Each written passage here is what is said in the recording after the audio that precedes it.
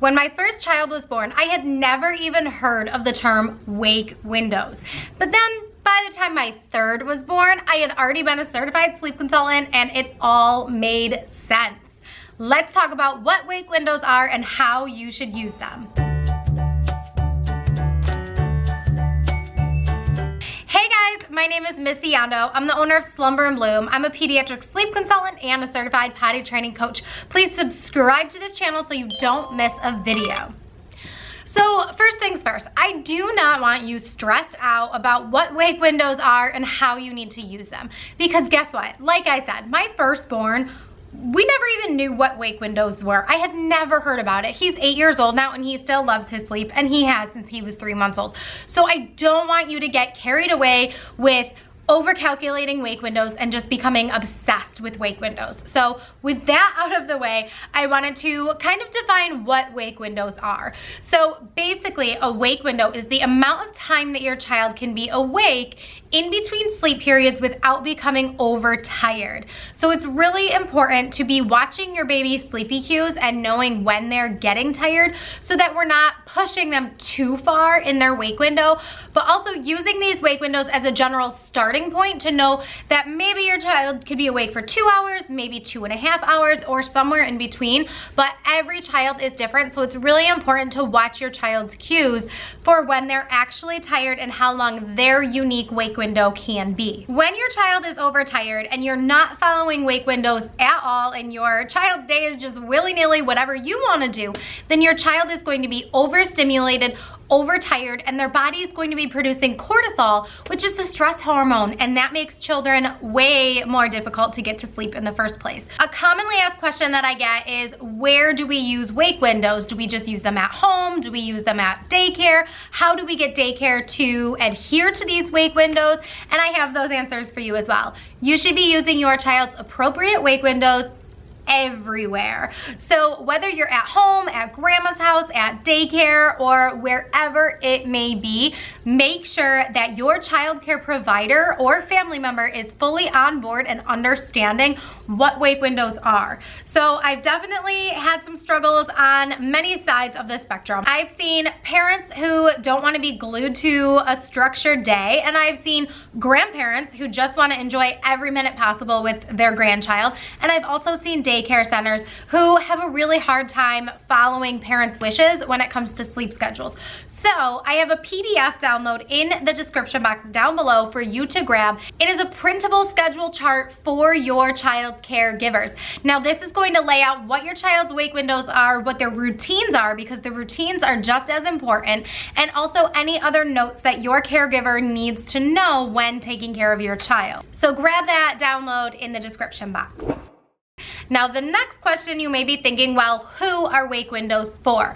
We use wake windows from birth all the way through toddlers, but here's the thing, for birth through 6 months old, that is all you are using is wake windows. After 6 months, your child is on 2 to 3 predictable naps every single day. Once your child is on 2 naps and then eventually on 1 nap, you're only using your by the clock schedule, but you're also using wake windows to make sure that your child is having an age appropriate amount of time in between their nap and bedtime. So while you're on a by the clock schedule, your schedule is actually formed by using wake windows. Are you with me? Does this make sense? If you're curious about what wake windows your child should have, I have a full chart for you in the description box down below. This is what it's gonna look like, and you can download this and print it out, put it on your fridge or in your baby's room, wherever you wanna put it, so that every single month you can revisit their wake window chart and see if you need to be adding time between waking up and having their first nap or second nap or bedtime or whatever it may be, because wake windows are also important in connecting longer naps. So once your baby is over 6 months old and they can really consolidate those naps, their wake windows are going to be very telling of when they should be put down for a nap, because some babies will have a shorter nap, a shorter wake window, a shorter nap, a shorter wake window, and that's going to become a cycle. But if you have a longer wake window, then you're likely to have a longer nap. Now, like I said in the beginning, it's a longer wake window without getting overtired. So maybe your child can handle a 2-hour wake window and take a 30 to 45 minute nap, but ideally they would have a longer nap. So you could try a 2.5 hour wake window with an hour-and-a-half nap. So do you see how that kind of rolls out? So again, if you're looking for a chart with the breakdown of each wake window per age, then click the link in the description box down below and grab that chart. So then I have 5 quick tips that I want to share to kind of help your days go really a lot smoother while using wake windows and making sure that your child is getting the appropriate amount of wake time in between their sleep.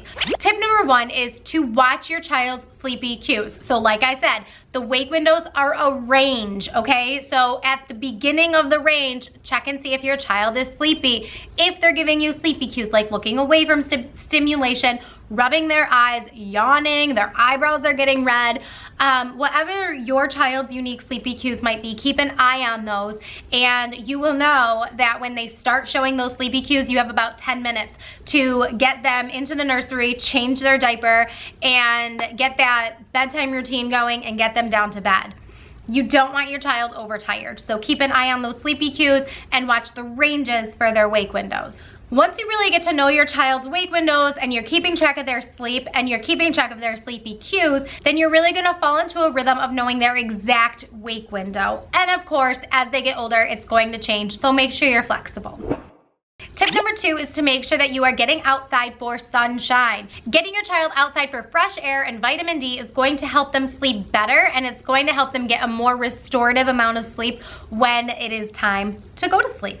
I always recommend every single day having some outside time built into your morning and afternoon schedule. So if you can get out twice a day, that would be absolutely great. If you live in a colder climate like I do, and it's basically blizzarding outside right now and it was negative 14 degrees this morning, then it's obviously going to be a little bit harder, but just keep it in mind for those summer months. And definitely when you do have to be stuck inside, just make sure that you're opening all the blinds and you're getting a lot of natural sunlight in the house.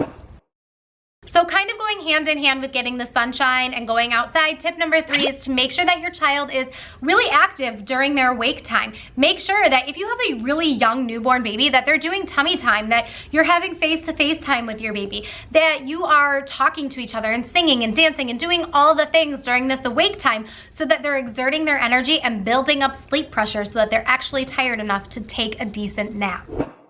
Tip number 4 is to have structure in your days. So you can kind of see all these tips going hand in hand with each other, but they all complement each other. You can't really do one without the other. So make sure that you have structure in your days, which leads to tip number 5 is following an eat, play, sleep routine. When your child is on an eat, play, sleep routine, it really builds that structure for you to wake up, eat, play. So this is the time that you're having that face-to-face time, that outside sunshine, those activities, maybe you're going to a music class, whatever it might be, and then they go to sleep, and then they wake up, and then they eat, and then they play, and then they sleep, and then you just repeat that all day, every day. And that's kind of where the saying comes in. What is the saying that, the days are long, but the years are short. So it feels like you're doing the same thing on repeat, and a lot of times you are. So make sure that you're just mixing up the activities that you're giving your child. Give them all different types of stimulation and engagement, and it will be wonderful. But anyways, these are all the tips that I have for you on wake windows, what they are, how to follow them, how to use them, what to do during that awake time, and how to structure your child's day. This video was full of a ton of information. I hope you found it useful. Let me know in the comments down below what you learned from this video. And if you're looking for more videos on baby sleep, check out this playlist over here or this video up here, and click this video over here to subscribe to my channel. And keep blooming. Mwah!